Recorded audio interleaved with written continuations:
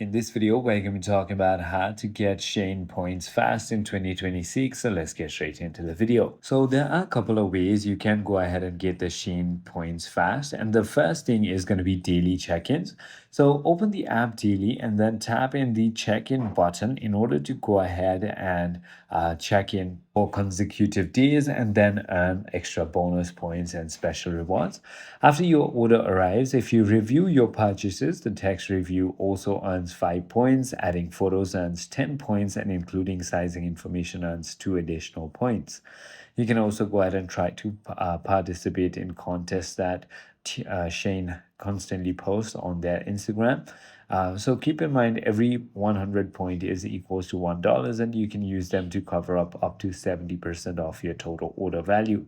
I hope this video clarifies everything for you. If you have further more queries, feel free to comment down below and I'll see you on the next one.